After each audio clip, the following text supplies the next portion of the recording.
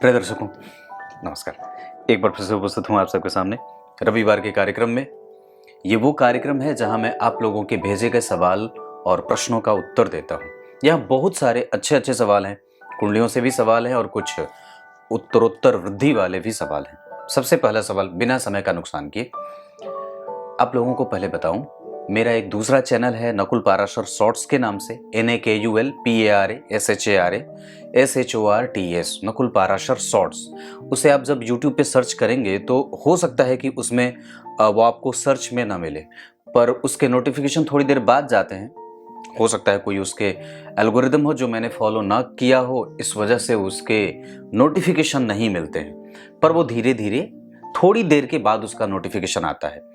कल मातृतुल्य SS त्रिवेदी जी ने मुझसे पूछा था कमेंट में कि वो सब्सक्राइब तो किया हुआ है लेकिन उसके नोटिफिकेशन नहीं आते हैं, पता नहीं क्यों नहीं आते हैं, पर हो सकता है एक बार अनसब्सक्राइब करके फिर से सब्सक्राइब कर दीजिएगा तो आने लगे, या थोड़ी देर के बाद नोटिफिकेशन मुझे भी मिलता है।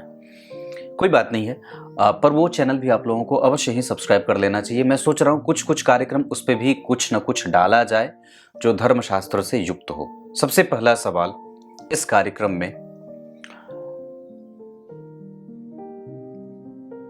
अमित ठक्कर जी का है।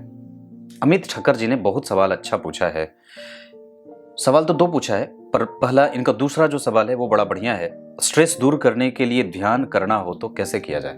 पहले तो ये बात है कि बहुत अच्छी बात है कि ईश्वर की कृपा हुई कि आप ध्यान के माध्यम से भगवान के समीप पहुंचने की कोशिश में हैं, और उसके लिए सबसे पहले हमें हमारे सदग्रंथों को पढ़ने की आवश्यकता है। सदग्रंथ पढ़ेंगे तो उससे आपका तारतम्य बनेगा, फिर ईश्वर के उन तत्वों की जो विवेचना ग्रंथों में की गई है उससे आपका तादात्म्य होगा।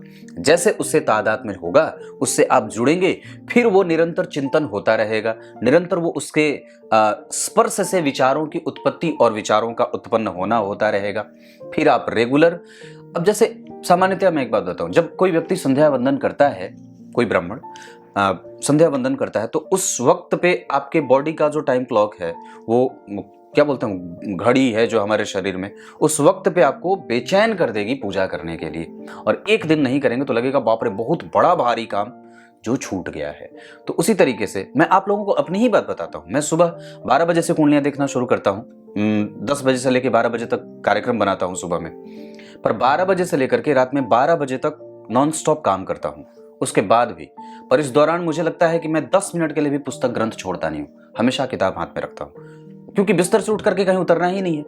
2 मिनट के लिए भी कहीं उतरता हूं तो वो सामान्य कुछ क्रियाओं के लिए, पर इस दौरान कभी भी पुस्तक हाथ से छोड़ता नहीं। कोई ना कोई किताब मेरे हाथ में रहती ही है। अभी भी सामने किताब लेकर के, मैं अपने मित्र को, कोई किसी दूसरे को बनाने की आवश्यकता नहीं, अपना मित्र अपने ग्रंथों को बनाइए, सदग्रंथों को बनाइए। रामचरितमानस पढ़ना शुरू करिए, उसमें आपको ऐसी कई कथाएं मिल जाएंगी जिसमें बहुत सारे ज्ञान की बातें भरी पड़ी हैं। रामचरितमानस, भक्तमाल, गीत गोविंद, श्रीमद् भागवत गीता, भागवत महापुराण, ऐसे कितने ग्रंथ हैं। पद्म पुराण है, स्कंद पुराण है, कितने सारे ग्रंथ हैं। अरे बहुत सारे, आप कोई भी उठा करके पढ़ सकते हैं। तो पहले तो अध्ययन आवश्यक है, प्रत्येक दिन अध्ययन आवश्यक है। 1 घंटा, 1.5 घंटा, 2 घंटा, 3 घंटा, 4 घंटा, जितना भी बन पड़े, उसमें अधिकतम समय ग्रंथों के अध्ययन में दीजिए। फिर उसके बाद आपका संबंध चिंतन भगवान के शरण में लगने लगेगा। फिर आप एक जगह बैठेंगे तो निरंतर वही स्मृति बनती जाएगी, फिर आप आसानी से उसमें उतर जाएंगे। अरे एक ही बार समुद्र के बीच में थोड़ी जाते हैं, पहले तो जल स्पर्श करके माथे पे छुआते हैं, फिर जो है वो उसमें माता गंगा मैया का स्मरण करते हैं, उन्हें प्रणाम करते हैं, और ऐसे उसके नियम हैं। तो सबसे पहला नियम ग्रंथों का अध्ययन है। आप ये करके देखिएगा, निश्चित रूप से बहुत फायदा होता है। और जब शास्त्र में उतरने लगेंगे तो आपको फिर उसमें से निकलने का मन नहीं करेगा। वो गर्मी में ठंडा जल होता है और ठंडी में उसका जल गर्म होता है, ऐसा है वो। आइए अब अगले सवाल पे लेके आता हूँ। दूसरा सवाल बड़ा ही प्रिय है और सवाल है पॉजिटिविटी आईडी से। पूछा है भगवान ने, सर रविवार का सवाल है कि गुरु और शनि की युति का फल बताएं। आपको इस पे बड़ी अच्छी बात बताता हूँ। देवगुरु बृहस्पति ज्ञान के और पुत्र के और सत्य असत्य के बीच के भेद के जानने के कारक हैं। जिस व्यक्ति की कुंडली में गुरु कमजोर हो जाते हैं वो सत्य और असत्य के बीच के भेद को समझ नहीं पाता है। और शनि व्यक्ति के जीवन में उसके वास्तविक मर्म का बोध कराने के कारक हैं। जब मैं यहाँ पे गणेश अंक लेकर के बैठा हूं और यहाँ पे सद्गुण सदन श्री गजन वदन लेखक श्री व्योमकेश भट्टाचार्य जी ने लिखा है कि भगवान गणेश के आविर्भाव के समय में कैलाश में महोत्सव मनाया जाने लगा। सुर मुनिगण शिशु का दर्शन करने आशीर्वाद देने के लिए एकत्रित हुए। केवल सूर्य तनय शनिदेव के संपर्क से उसमें व्यतिक्रम हो गया। शनि की पत्नी ने उन्हें शाप दे रखा था कि जिसके ऊपर उनकी दृष्टि पड़ेगी उसका सिरच्छेद हो जाएगा। विशेष अनुरोध पर शनि जब शिशु के समीप आए, गणेश जी के समीप, शनि जब शिशु के समीप आए तो जगत जननी पार्वती जी बोली, किसकी सामर्थ है जो मेरी संतान का अनिष्ट कर सके। ऐसा माता पार्वती ने कहा। विधि का विधान कौन जानता है। शिशु के ऊपर शनि की दृष्टि पड़ते ही शिशु का सिर कटकर विष्णु के तेज में विलीन हो गया। तो शनि की ही दृष्टि पड़ी थी तो गणेश जी का सिरोच्छेद हुआ था। और जननी पार्वती शोकातुर हो उठी। लज्जा से शनि ने मुख नीचा कर लिया। कैलाश में तहलका मच गया। गोलोक से विष्णु जी ने आकर उत्तराभिमुख सोए एक गज का मस्तक काटकर शिशु के कंधे में जोड़ दिया। ये कथा है, ये गणेश अंक। मैं आप लोगों को कितनी बार मैंने पहले भी कहा है, आप लोगों को गीता प्रेस से संबंधित किसी भी पुस्तक की अगर आपके पास आवश्यकता हो, मैं ये नहीं कहता कि आपके पास आर्थिक रूप से कोई कमजोरी हो तो ही, अगर ऐसे भी अगर कोई आवश्यकता पड़े, बेझिझक मुझे 9572 वाले नंबर पे व्हाट्सएप करके अपना एड्रेस भेजिएगा और बताइएगा कि आपको कौन सा ग्रंथ चाहिए। मैं यहाँ से बाय पोस्ट आपके पास भिजवा दूंगा या सीधा गीता प्रेस वाले जो हैं भगवत मेरे पहचान के, मैं उनसे बोल दूंगा, वो आपके घर तक पहुँचा देंगे। पर यह है इसमें बात कि एक ही साथ निकाला जाता है। जैसे मेरे यहाँ से जो मैं पोस्ट निकालता हूँ वो बुधवार के बुधवार निकालता हूँ, तो ऐसे में आप लोगों को थोड़ा इंतजार करना पड़ेगा कि 3, 4, 5, 10 ऐसे हो जाते हैं तब निकाला जाता है। तो उसमें हो सकता है कि थोड़ा लेट हो जाए, विलंब हो जाए। पर अगर कोई भी ग्रंथ की आवश्यकता हो, विशेषतः जो आप पढ़ना चाहते हैं, जो धर्मशास्त्र से संबंधित हो, तो आप मुझे यूं बता सकते हैं, उसे निःशुल्क आपको उपलब्ध कराता हूं मैं। अगर हो सके तो ऐसा अवश्य ही कर लीजिएगा। भगवत कृपा से मेरे अंदर ऐसी बुद्धि जागी कि लोगों को ये उपलब्ध कराना चाहिए जो सच में इन ग्रंथों का तत्व ज्ञान समझना चाहते हैं और इन ग्रंथों को वास्तव में अपने जीवन में उतारना चाहते हैं। ऐसा नहीं कि ऐसे ही खाली। तो ये काम आपकी कुंडली में गुरु शनि का सवाल आपने पूछा तो उसका उत्तर दे दूं। किसी भी तरीके से अगर शनि का संबंध दशम भाव से बनता हो, छठवें भाव से बनता हो और गुरु से बनता हो, या गुरु की दृष्टि शनि पे पड़ती हो, तो वो व्यक्ति को सरकार से संबंधित सेवाओं में लगा देते हैं, या व्यक्ति सरकारी क्षेत्र में अच्छा धन कमाता है। वो अर्ध सरकारी भी हो सकता है अगर उसकी कुंडली में चंद्रमा पापक होते हो तो। अन्यथा अगर चंद्रमा भी बड़े अच्छे हों और गुरु भी बहुत अच्छे भाव के अधिपति बनते हों, शनि भी बहुत अच्छे बन रहे हों, तो निश्चित ही व्यक्ति को सरकारी नौकरी में लाभ मिल जाता है। शनि अगर जन्म कुंडली में बहुत अच्छे बैठे हों, उच्च के बैठे हों, अपनी राशि के बैठे हों, लग्न में उच्च के बैठे हों, दशम में बैठे हों उच्च के, या भाग्य भाव में उच्च के बैठे हों, पंचम में उच्च के बैठे हों, ऐसी अवस्था जातक को राजनीतिज्ञ बना देती है। अगर गुरु की दृष्टि पड़ जाए, चंद्रमा अगर कुंडली में उच्च के हों, चंद्रमा अगर बढ़िया बैठे हों भाव में, लग्न में, दूसरे में, तीसरे में, पंचम में, नवम में, एकादशवें में, तो ये स्थिति भी जातक को राजनीतिक क्षेत्रों में बड़ा ही महारत हासिल करवा देती है। बस इतनी सी बात है। गुरु अगर नीच के शनि के साथ बैठेंगे, जैसे 1 नंबर की राशि बनी और गुरु वहीं बैठ गए, शनि भी वहीं बैठ गए, तो ये अवस्था थोड़े से सामान्य परिणामों के साथ हो जाती है, व्यक्ति को सामान्य परिणाम में डाल देती है। अब यहाँ पे आपको अपनी नौकरी के लिए भी और अपने व्यवसाय के लिए भी थोड़ी मेहनत बढ़ानी चाहिए। बस इतनी सी बात है। ऐसे ये अगर अवस्था बनी हो और कुंडली में इसके कारण कोई दोष उत्पन्न होता हो, जैसे राहु की दृष्टि पड़ जाए, शनि की दृष्टि पड़ जाए, मंगल का प्रभाव ऐसे बढ़ जाए या मंगल का प्रभाव पड़ जाए, तो ये अवस्था में आपको बजरंगबली की पूजा और मंदिर का दर्शन अवश्य ही करना चाहिए। क्लियर है?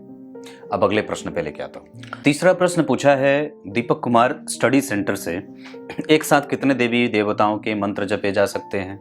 भगवान, अगर आप गुरु दीक्षा से युक्त हैं तो आपको किसी मंत्र की कोई आवश्यकता नहीं है, और अगर गुरु दीक्षा नहीं लिया है तो कोशिश करिए कि जितनी आवश्यकता हो जल्दी से गुरु दीक्षा ले लीजिए। और गुरु दीक्षा लेने में ये नियम होता है कि गुरु की आज्ञा का संपूर्णतया पालन किया जाए, नहीं तो गुरुद्रोह का दोष लगता है। गुरुद्रोही उसे कहा जाता है। जैसे गुरु के समीप जाकर के उसके सामने दीन भाव में बैठने की आवश्यकता है, एकदम। मतलब जैसे राजा के सामने किसी दरिद्र की जो अवस्था होती है, वैसा ही आप उसके सामने ज्ञान के मामले में दरिद्र हैं और वो नारायण है। किसी भी शिष्य के लिए उसका गुरु नारायण से पीछे और कम नहीं होता, क्योंकि जो साक्षात नारायण का दर्शन कराए वो नारायण से स्वतः कम नहीं हो सकता। विचारणीय है। इस वजह से गुरुद्रोह का दोष न लगे, गुरु की आज्ञा का संपूर्णतया पालन हो, जो गुरु कहें उसमें संपूर्ण निष्ठा हो, विश्वास इतना हो कि कुछ भी हो जाए कम से कम उस पे सवाल न खड़े हो। हाँ, पर शास्त्र में यह भी बात आती है कि जहां कहीं भी, हालांकि दोनों ही बातें देखने को मिलती हैं। कई जगह यह है कि गुरु जो कह दे उस पे आंख बंद करके अपने आप को समुद्र में डुबा दो, अब वो निकाले या डुबाए कोई बात नहीं है। पर दूसरी बात यह भी है कि जब कभी भी धर्म से विरुद्ध कोई बात गुरु के द्वारा की जाती हो या कही जाती हो, तो निश्चित से निवेदन पूर्वक उनसे इस सवाल का उत्तर या प्रश्न का उत्तर अवश्य जानने की इच्छा रखनी चाहिए, पर विनय से संपन्न होकर के। पर मैं तो यही बात कहूंगा कि जितनी आवश्यकता हो उसमें से बहुत कम मंत्रों को जपने की आवश्यकता है। मंत्र पचाने की शक्ति सब में नहीं होती, सभी प्रकार के मंत्र सबके लिए नहीं होते, सभी प्रकार के मंत्र प्रत्येक व्यक्ति द्वारा नहीं जपा जा सकता। प्रत्येक मंत्र के जपने का विधान, प्रत्येक मंत्र के जपने की स्थिति, प्रत्येक मंत्र के जपने के उच्चारण के नियम, भेद और प्रभेद बनाए गए हैं, और प्रत्येक मंत्र सबके लिए होता भी नहीं है। मंत्रों के उद्गाता होते हैं, मंत्रों के दृष्टा होते हैं, मंत्रों के उत्पन्नकर्ता होते हैं, मंत्रों के ऋषि होते हैं, और सबके अलग अलग विनियोग और सबके अलग अलग नियम हैं। आप प्रत्येक मंत्र नहीं जप सकते। जैसे सिद्ध गायत्री मंत्र वो प्रत्येक व्यक्ति नहीं जप सकता। जो शास्त्र से युक्त है, जो संस्कार से युक्त है, वही उसे जप सकता है। और किसी भी प्रकार के मंत्र का जप तब तक आपको उसका फल नहीं देता है जब तक आप किसी गुरु से दीक्षित ना हो। इसलिए आवश्यकता सबसे पहले गुरु मंत्र की है, और अगर आपके पास गुरु दीक्षा है तो केवल सिद्ध गुरु मंत्र ही जपते रहें विश्वास के साथ। जो किस परंपरा में है उससे कोई अर्थ नहीं है कि आप किस परंपरा से आए हैं, चाहे वैष्णव संप्रदाय के हो, चाहे शैव हो, चाहे गाणपत्य हो, चाहे शाक्त हो, चाहे कुछ भी हो, किसी से भी आते हो, उससे अर्थ नहीं है। आपके गुरु के द्वारा दिया गया कोई भी सिद्ध मंत्र आपका कल्याण ही करता है, कभी भी उसमें अकल्याण की भावना नहीं होती। और अगर एक भी मंत्र जपा जाए, अब सीधी सी बात है, आप जरा विचार करके देखिएगा, 10 पुस्तक ज्यादा पढ़ने से आवश्यकता है कि एक ही पुस्तक को 10 बार पढ़ लिया जाए, परीक्षा में जितने सवाल आएंगे वो आप आसानी से दे सकते हैं, है कि नहीं बात? तो ठीक उसी तरीके से किसी एक मंत्र को जपने की आवश्यकता है। मेरी एक बहुत पुरानी दर्शिका है खुशबू कुमारी, उनसे जब मेरी बात पहले बहुत हुई थी तो वो हर दिन अलग अलग ग्रहों के 20 मंत्र पढ़ती थी। मैंने उन्हें मना किया, नहीं, इसकी आवश्यकता बिल्कुल भी नहीं है। सिर्फ एक कोई रामायण की चौपाई भी अगर आप उठा करके पढ़ लेते हैं, कोई एक रामचरितमानस की चौपाई कोई उठाकर, रामायण रामचरितमानस का कोई एक श्लोक मंत्र कुछ भी उठा करके, छंद वगैरह कुछ भी पढ़ लेते हैं, दोहा वगैरह कुछ भी, तो भी आपका कल्याण ही होता है।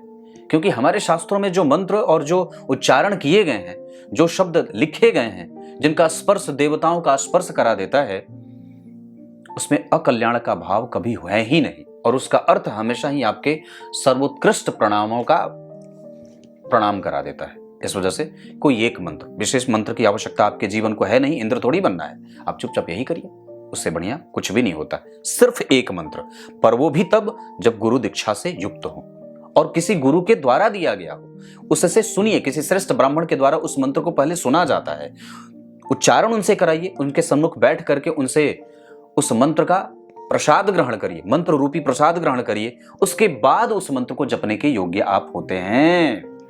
अन्यथा तो ऐसे ही कितने लोग कुछ भी जप रहे हैं, पर वो तो मंत्र का भी भ्रष्ट कर रहे हैं, और नुकसान तो समाज को हो ही रहा है। जब जपने योग्य व्यक्ति अगर किसी मंत्र को नहीं जपेगा या जपेगा, तो उससे नुकसान समाज का ही होता है, और वो खुद का तो नुकसान करता ही है, मंत्र को भी डोलम डोल कर देता है। इस वजह से ऐसी स्थिति नहीं होनी चाहिए। कोई भी मंत्र पढ़ना हो, पहले श्रेष्ठ ब्राह्मण से, जो स्वयं शास्त्र से युक्त जीवन जीता हो, जो श्रेष्ठ कर्मों का विधान जानता हो, उससे उस मंत्र को सुनिए और फिर जपना शुरू करिए। क्लियर है? कोई कंफ्यूजन नहीं है, बिल्कुल सारी चीजें मैंने स्पष्टतया बताई हैं। ये जपने का नियम है। अब आइए अगले प्रश्न पे लेके आता हूं। अगला सवाल संदीप पठानिया जी ने पूछा है। लिखा है, प्रणाम जी, अगर किसी का जन्म व्यतिपात योग में हुआ है तो इस योग के दुष्प्रभाव को कम करने के लिए जिस दिन व्यतिपात योग हो उस दिन मंदिर में जाके कुछ चढ़ाना चाहिए, जैसे कि 13 केले या 13 लड्डू। अब देखो, एक बात सामान्यतया है, निश्चित रूप से इस योग के कारण आपको उस नक्षत्र में, उस योग में जो करण वगैरह बनते हो उसमें काम तो करना चाहिए, और ये सही भी है, तो कोई गलती नहीं है। और अगर ऐसा कहीं आपने पढ़ा है, मैंने तो ऐसा नहीं पढ़ा है, पर निस्संदेह पढ़ा है ऐसा कि व्यतिपात योग नुकसान देता है व्यक्ति के स्वास्थ्य से और उसके कामों में रुकावट डालता है। पर अगर ऐसी कोई बात है तो निश्चित रूप से आपको कर लेने की आवश्यकता है, कर लेना चाहिए, क्योंकि जब भी आपके द्वारा कोई धार्मिक मांगलिक कृत्य किया जाता है तो उसको नुकसान तो नहीं होता है, और न ही उससे आपको नुकसान होता है, न तो उसका कोई नुकसान होता है। बिल्कुल कर लेना चाहिए अगर ऐसी बात है तो, निश्चित रूप से। अगला प्रश्न है सस्मिता जी का। इन्होंने बहुत सारी चीजें लिखी हैं, जैसे वृश्चिक लग्न में गुरु 27 डिग्री के, सूर्य 0 डिग्री के, बुध 13 डिग्री के नवम भाव में है। ये तो अच्छी बात दिख रही है, गुरु सूर्य और बुध का एक साथ बैठना। दशम भाव में लग्नेश मंगल और चंद्रमा की सप्तम दृष्टि है, बहुत बढ़िया है। और अष्टम से शनि बैठ करके 10वें भाव को तीसरी दृष्टि से देख रहे हैं। दशमांश कुंडली चाहे करियर क्या चुने। एक बात बता, सरकारी नौकरी की कोशिश पहले करिए, क्योंकि गुरु शनि का योग दशम स्थान में हो रहा है, सूर्य भी वहां बैठे हैं, मंगल भी देख रहे हैं, बुध भी वहां बैठे हैं, चंद्रमा का प्रभाव भी है, गुरु चंद्र का योग, मंगल चंद्र का योग, पर लग्नेश होकर के चतुर्थ में बैठे हैं। इस वजह से थोड़े दूर से जाकर के तैयारी करिए और बजरंगबली की पूजा करिए। जो दशा चल रही है उससे संबंधित कोई रत्न हो सके, या तो फिर चंद्रमा का रत्न मोती, क्योंकि भाग्य भाव के अधिपति हैं, चतुर्थ में बैठे हैं, मंगल लग्नेश हैं, भाग्य भाव के साथ युति कर रहे हैं एक साथ चतुर्थ भाव में। इसे अच्छा योग कहेंगे और इसे निश्चित रूप से बहुत अच्छा कहेंगे। अगर दशा राहु की चल रही है तो तुरंत ही लाजवर धारण करिए, शनि मंगल राहु केतु की। मंगल की अगर चल रही होगी तो आप को अगर स्वास्थ्य से संबंधित अगर कोई समस्या हो तो मंगल का मूंगा या तो फिर मोती, ये दोनों एक साथ पहन सकते हैं। या फिर अगर कोई भी दिक्कत नहीं है तो सिर्फ आप भाग्येश का रत्न यानी कि मोती धारण कर सकते हैं। और वैसे आपकी कुंडली में सरकारी नौकरी का प्रबल योग बनेगा, जिसमें से आप वन विभाग में, टैक्स डिपार्टमेंट में, भूमि विभाग में और बैंकिंग और फिनांस से संबंधित क्षेत्रों की तैयारी अवश्य कर सकते हैं। एसएससी सीजीएल वगैरह की जो तैयारियां होती हैं, बैंकिंग और ऐसे क्षेत्रों की तैयारी आप बिल्कुल रूप से कर सकते हैं, पर विशेष जानकारी कुंडली देखने के बाद ही पता चलेगी, वो जब आपसे बात हो जाए। क्लियर है? अगला सवाल है वैभव पांडे जी का। भगवान ने पूछा है #रविवार का सवाल, ग्रहों की डिग्री और कला को कैसे देखा जाता है। सामान्यतः तो एप्लीकेशन में आपको दिख जाता है कि ये ग्रह इतने कलाओं पे हैं, पर वो बात आपको पंचांग से पता चलती है और उसमें उसकी गणना होती है। अगर आपको उदाहरण स्वरूप समझा दूं तो आप सूर्य के परिवर्तन को 1 महीने तक देखने की कोशिश करिए। अगर आपके पास कोई एप्लीकेशन हो जिसमें ग्रह की डिग्री दिखाई जाती हो तो आपको करना यह है कि 1 तारीख को, जैसे 17 तारीख को या 18 तारीख को जो परिवर्तन हो रहा है, या 16 तारीख को, जो भी है, उसमें आपने उस डेट को, ग्रह की स्थिति को देख लिया और सूर्य के डिग्री को बदलते हुए देखिए। वो 30 दिन में 1 राशि पार करते हैं तो वो प्रत्येक दिन 1-1 डिग्री पार करते हैं। इस हिसाब से कि ग्रह अगर 30 दिन में किसी एक राशि को पार कर रहा है, यानी कि एक राशि का 30 डिग्री भोगना, 1-1 अंश और 1-1 दिन, इस आधार पर गुरु को देख लीजिए, 1 वर्ष वो एक राशि में रहते हैं। और इसी तरीके से शनि को देख लीजिए, इसी तरीके से शुक्र को देख लीजिए, तो लगभग 1 महीने से थोड़े दिन ज्यादा कम रहते हैं। तो ऐसी स्थितियां होती हैं। ऐसे ही ग्रहों के ऐसे विस्तार से उसका अध्ययन पंचांग में होता है। उस तिथि को, उस दिन को, वो ग्रह कितने अंश पे, कितने कला के साथ उस आकाश में विराजमान है। क्लियर है? ऐसे। और अगर एप्लीकेशन में देखेंगे तो वो आपको सामान्यतः कैलकुलेशन में उस अक्षांश और देशांतर से उस ग्रह के साथ संबंध कैसे बन रहे हैं यह आसानी से पता चल जाता है। वैसे उसके गणनाओं में भी ये बात स्पष्टतया दिख जाती है। क्लियर है? अगला सवाल सावित्री नागर जी का है। नमस्ते सर, रविवार का सवाल, बेटे की शादी कब होगी? अरेंज मैरिज होगी या लव मैरिज होगी? देखो, एक बात बताता हूँ, चाहे कुछ भी हो, सबसे पहले अगर आप इतनी स्वतंत्रता अपने बेटे को दिए हैं कि जाओ तुम अपनी मर्जी से विवाह करो, तो उसको इतनी सी बात अवश्य समझा दीजिएगा कि बाबू रे, चाहे किसी से भी कैसे विवाह करो, पर कुंडली मिला करके ही करना और अपने वर्ण में ही करना, अपने वर्ण में, ताकि समाज को, लोग सोचते हैं कि क्या आवश्यकता है, क्या फर्क पड़ता है अगर हम कर लेते हैं तो ऐसा क्या दिक्कत हो जाएगी, पर उसका दोष समाज को झेलना पड़ता है। समाज की प्रगति बाधित होती है, समाज के लोग कुपोषित और प्रभावित होते हैं, प्रकोपित होते हैं और समाज का बंधन टूटता है। और जब बंधन टूटेगा तो सोच के देखिए क्या होगा। बांध टूटेगा तो क्या होगा। बांध को आपने जबरदस्ती बांध दिया, फिर उसके बाद वो टूटेगा तो क्या होगा, आसपास के सभी गांवों को डुबा देगा। ठीक उसी तरीके से समाज गांव हो जाता है और आपका प्रेम बंधन जो बांध करके रखता है, और जैसे ही वो टूटता है, मतलब जैसे ही आप उसको विवाह में बांध देते हैं, विवाह के सूत्र में बांधते हैं, तो वो बड़ा नष्ट प्राय और कष्ट देता है। तो सबसे पहले, और अगर कुंडली में वैसे बात बताऊं तो मैं आपको उसके आधार पे बता दूं, पंचम सप्तम अगर शनि मंगल राहु केतु से युक्त हो, या 5वें और 7वें भाव पे शनि मंगल राहु केतु की दृष्टि हो, ऐसी ही स्थिति अगर नवांश कुंडली में बनती हो, अगर व्यक्ति की कुंडली में गुरु और सूर्य कमजोर होते हो, तीसरे, छठवें, 8वें, 12वें बैठे हो, या फिर गुरु और सूर्य दोनों ही कमजोर दिखाई दे रहे हो, उनके ऊपर शनि मंगल राहु केतु का प्रभाव होता हो, गुरु के ऊपर राहु का प्रभाव होता हो, शुक्र अगर जन्म कुंडली में बहुत मजबूती से उपस्थित हो, तो ये सब प्रेम विवाह की निशानी है। और खास करके व्यक्ति का मंगल अगर कमजोर होता हो, तब तो उसको अपने निर्णय पे अवश्य ही विचार करने की आवश्यकता होती है, नहीं तो उसका निर्णय बाद में चल करके धोखेबाज साबित होता है। तो तात्पर्य ये है माता जी कि अगर ऐसी कोई बात है तो उन्हें इतनी सी बात समझाइए कि अगर तुम्हारे दबाव में आकर के हम मान भी जाएं तो फिर बाद में भी तुम्हारा कल्याण नहीं होगा, बाद में भी तुम्हारा नुकसान ही होने वाला है, क्योंकि तब हमारी योनि बदल जाएगी और तब हम या तो प्रेत बनेंगे या तो पितर, तो दोनों में से कोई भी तुम्हारे द्वारा अर्पित जल ग्रहण नहीं करेंगे और फिर तुम होगे परेशान।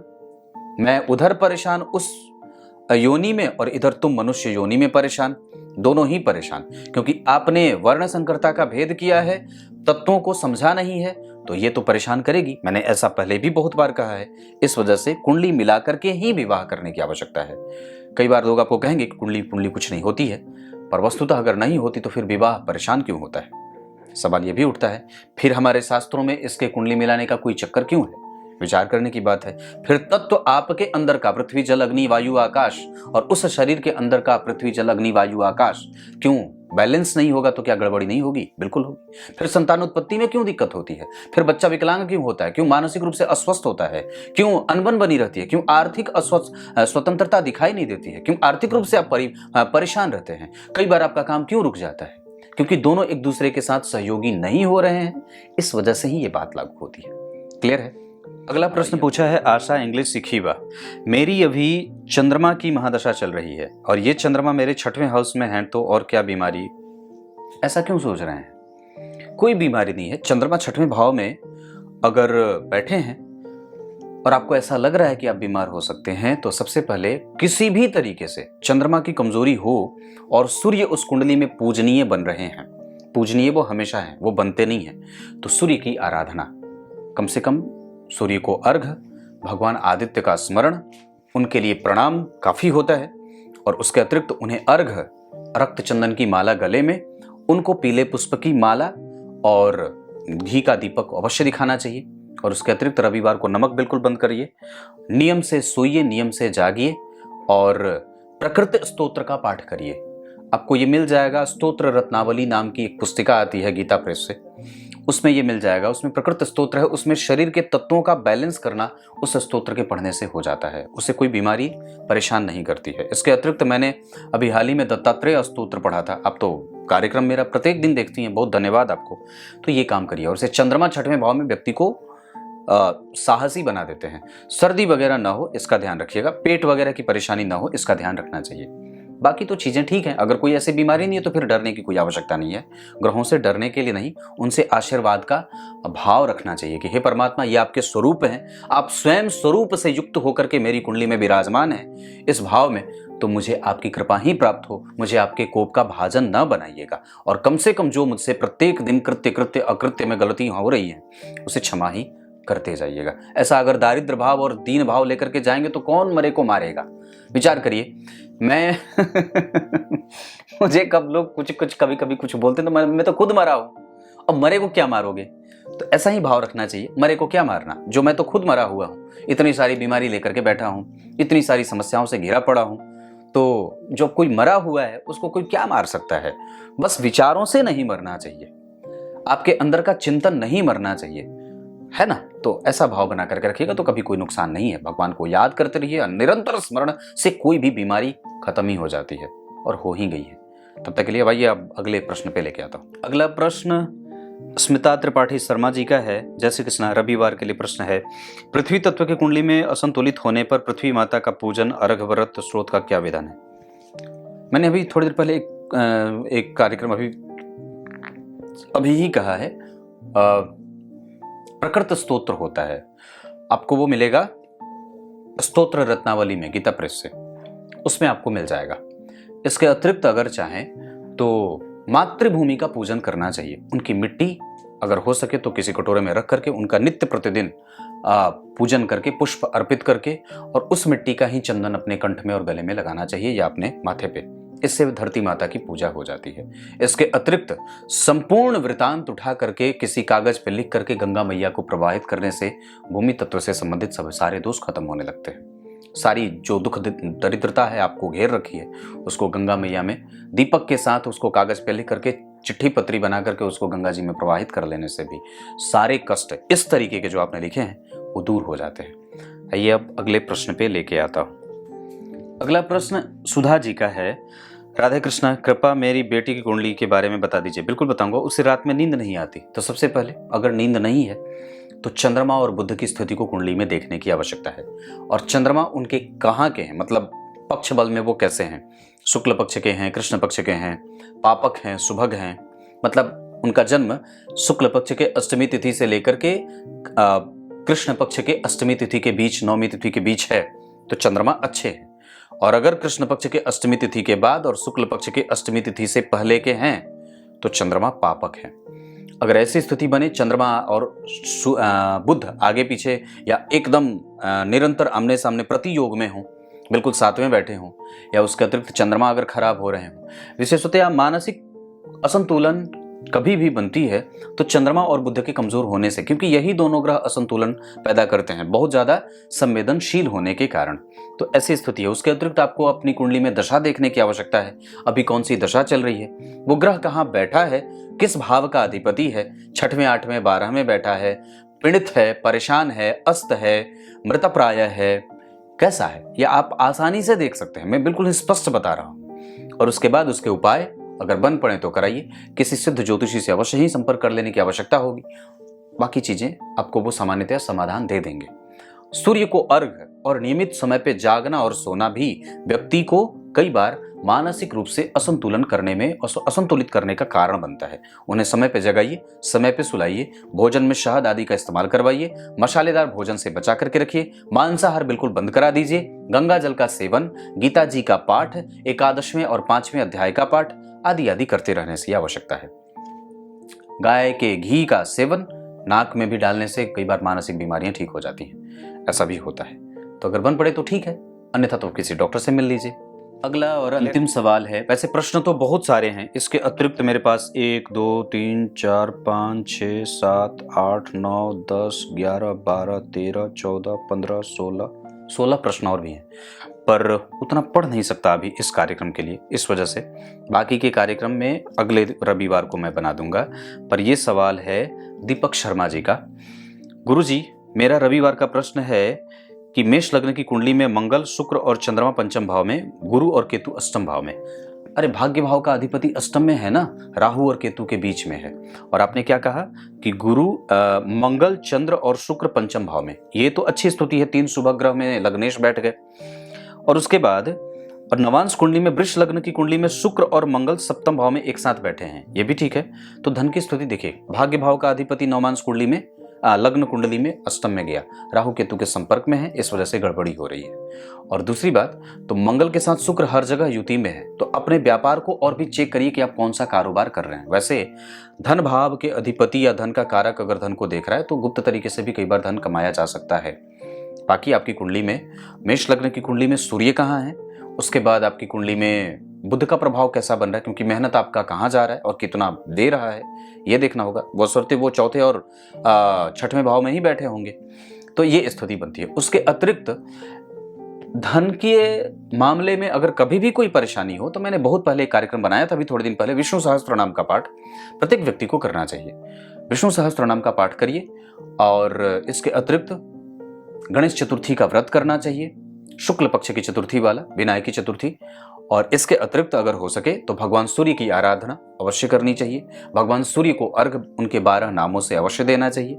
और कम से कम अगर यज्ञोपवीत वगैरह धारण करके रखे हैं, किसी गुरु से दीक्षित हैं, तो गायत्री मंत्र का स्मरण तो अवश्य ही करना चाहिए। ये कुछ इतने कार्यक्रम थे। बहुत सारे सवाल हैं। बहुत बहुत धन्यवाद आप लोगों को मुझ पर इतना विश्वास और भरोसा करने के लिए। और भी अच्छे तरीके से सवालों के उत्तर अगले रविवार को दूंगा। तब तक के लिए बहुत बहुत नमस्कार।